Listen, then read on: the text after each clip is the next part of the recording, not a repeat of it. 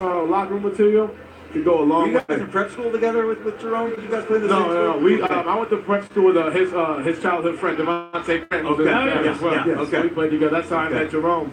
But as I've learned, I've had some things that I said, and then next thing you know, a guy comes out and Don't say that. Kill his mic. Kill his mic. That's okay. That's okay. I was a big talk. That's okay. You learn the hard way. As long as you can back it up. Exactly. As long as you can back it up. So take us back 2 years ago in your life. Put yourself in that frame of mind, and then here, everybody wants to know who's the Donovan Mitchell in this draft. What's that like for you to hear that, and what was that 2-year journey like for you?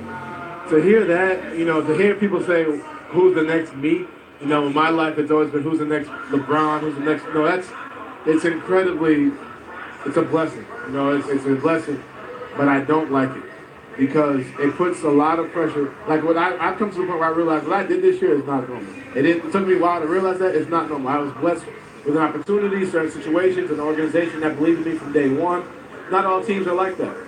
We had a situation where some teams, if we lose their star player, they go south. They decide to rebuild and not win games, as we see. So we went to a team that was like, look, we're going to keep getting the playoffs. So for the kid, it puts a lot of pressure on that guy coming in, which is unfair because I didn't have any pressure. I was like, people were like, oh, he can't play point guard, can't do all those things. So it was my battle to go out there and pick. So I don't personally like it, but if I had to say somebody in this draft, I like Jerome. I love Lonnie Walker. He has that factor that's kind of like, he's quiet, but he's a killer, and I think it's like a Kobe type of mentality. I'm not saying he's going to be Kobe, don't get me wrong, but that mentality that I've watched Kobe so much this year is like that mentality. And you made a really, really good observation about finishing off of 2 feet versus finishing off of 1. Lonnie can finish off of either foot and with either hand. And it's impressive. And he's taller than me, too. I want to kind of go around the room a little bit. Michael Porter Jr., every draft we talk about guys who fall. This is a guy, and Donovan, I'll start with you. This is a guy who is falling only because of an injury. If you were to talk to him, and he'll get drafted somewhere here, how can he use that to inspire and to fuel him moving forward because of the fact that months ago he was considered to be maybe the number 1 overall pick? It's tough. He's had all his hype throughout high school, and I never had that. So the one thing, I can't relate it that way.